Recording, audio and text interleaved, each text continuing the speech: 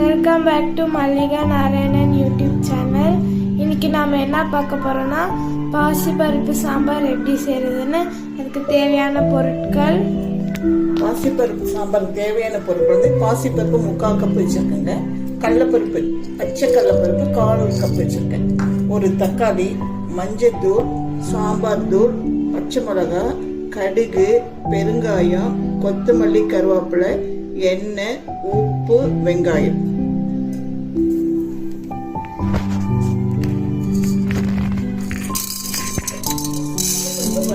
கடலைப்பருப்பு பாசிப்பருப்பு நல்லா போட்டு வறுத்துக்கணும்.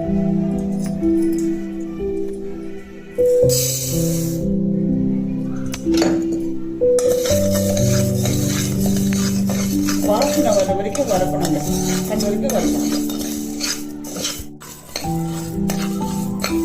பாசிப்பருப்பு கடலைப்பருப்பு சேர்த்து வறுத்துட்டுங்க. வறுத்துட்டு குக்கர்ல வேக வைக்கிறேங்க. குக்கர்ல 3 விசில் வச்சு வேக வச்சுட்டேங்க. இப்போ வந்து சாம்பார் எப்படி பண்றதுன்னு சொல்றேன்.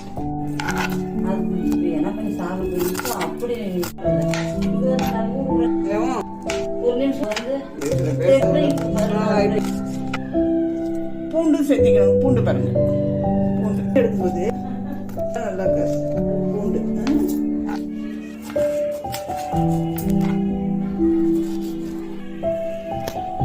செட்டி வச்சிருக்கேங்க. செட்டி காஞ்சிச்சு, எண்ணெய் ஊற்றணும்.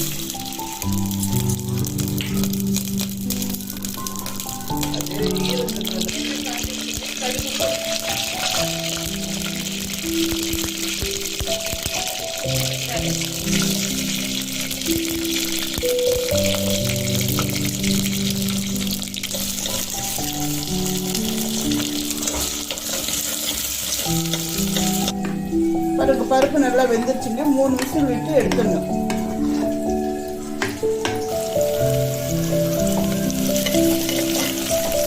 வெங்காயம் இந்த அளவு வறுத்த பின்னாடி பூண்டு பச்சை மிளகா போடுறேன்.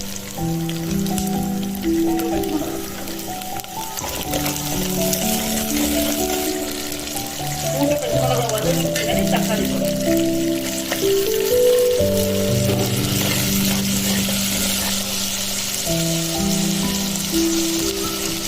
பருப்புன்னு போட்டு வேகலாம், போடலாம்.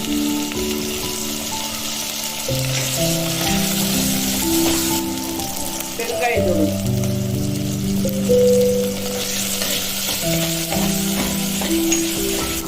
இது நல்லா வதங்கிட்டு சாம்பார் தூள், மிளகாய் தூள், சாம்பார் தூள் வச்சுட்டு அது தேவைக்கேற்ப போட்டுப்போம். இப்போ வந்து வேக வச்சு கடலை வச்சிருக்குது.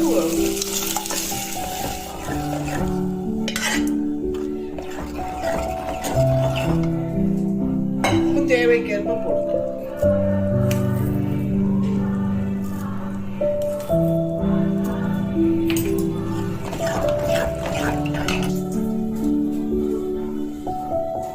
ஒரு 5 நிமிஷம் கொதிக்கணுங்க. குழம்பு கொச்சாதான் நல்லா இருக்கும், கொதிக்கணும். சாம்பார் ரெடிங்க. இப்போ கொத்தமல்லி, கருவேப்பிலை போடுறேன்.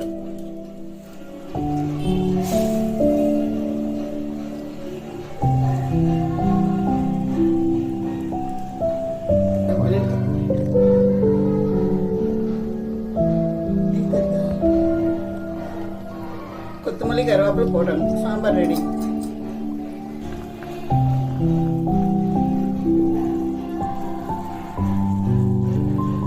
அவ்வளோதான், நம்மளோட குழம்பு ரெடி. மறக்காமல் லைக், ஷேர், சப்ஸ்கிரைப் பண்ணிடுங்க.